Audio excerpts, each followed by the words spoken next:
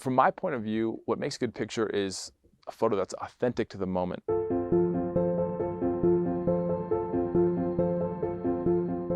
My name is Ryan Biller. I am a mass communications major and I'm in my senior year.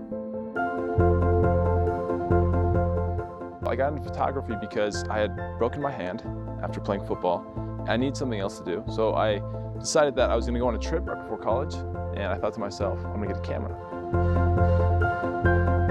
I just kept developing my skills and my interests, and the more I traveled, the more I wanted to take photos, and that's kind of how that ended up playing out. Basically, photography just sort of came along with me. My camera was just something that was in a satchel on my hip when I was traveling through a foreign country, and so that's sort of how my style just kind of naturally ended up becoming a byproduct of my own interest of traveling and wildlife and that kind of thing.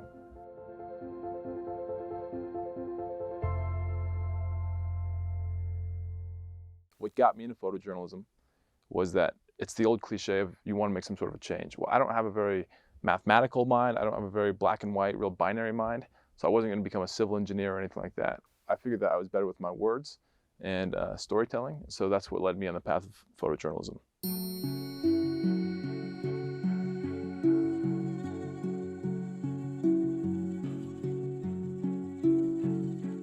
I really like wildlife because I just like wildlife in general. So photographing them gives you sort of a more intimate way of interacting with wild animals and wild places in which they live. I found out about a guy named Jim Abernathy. He was trying to say that sharks are actually sentient creatures, and he says that he's made friends with them. So I was compelled to go and investigate that myself, and so I pitched the story to an environmental newspaper to go and check this out. So I was sent down there, and it was true. It was relatively nerve-wracking, or definitely pretty nerve-wracking, to get in the water with not just like nurse sharks, but large predatory sharks, you know, tiger sharks. And I was somewhat skeptical going into it, but it was true, and I was blown away by what I saw, that he did seem to have legitimate relationships with some of these sharks, and it was just unbelievable. My favorite photo was the photograph of a jaguar that I took in Brazil, because it was the moment that that photograph was produced in that I liked the most. Because what happened was we'd been sitting on a boat all day. Finally, after 7 or 8 hours on the river, we come up under this tree, and then this female jaguar comes walking down the tree. And I remember the moment where the cat turned, made direct eye contact with me, and then I raised my camera, took maybe 2 photos. That moment will forever be etched in my mind. It was, you know, it was magic.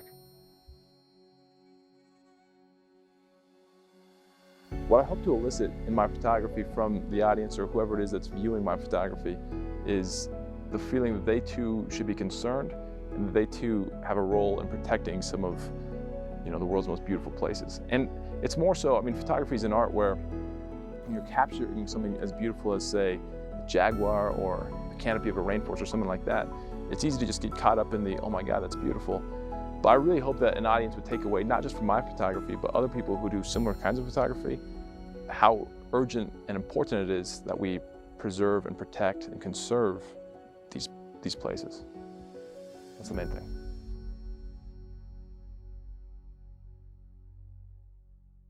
I would say that in terms of the photographers who have influenced me the most, Lindsay Dario is probably my favorite photojournalist.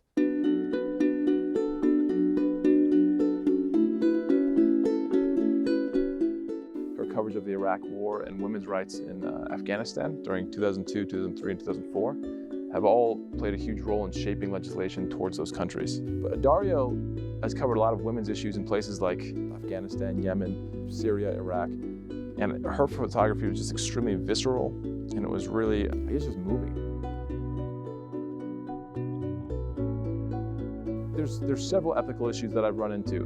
When it comes to people, not exploiting people, so trying to photograph women in the Muslim world, people experiencing homelessness is also an example of something that's relatively difficult because you don't want to exploit them. And then in terms of wildlife and ethics, you want to make sure that you have as close to as perfect of a wildlife encounter as you can, meaning that if you see, say, a moose or any sort of animal that's out there in the field, that it's still doing the same thing that it was doing when you had first got there. That doesn't always happen, but you try to do as best as you can. So just avoiding exploitation, whether you're photographing people, a culture, or animals, I think that's the main thing. What I wish I had known when I first started photography that I know now is that everyone's got a different style, and I wish that I hadn't tried to mimic other people's style right off the bat. And I think that what I needed to realize was that just like how my perspective and my worldview is going to be different and specific to me, the same can be said about my photography style. So I wish that I had started off earlier trying to develop my own style and my own photographic eye, as opposed to trying to kind of fit into the template that others before me had created.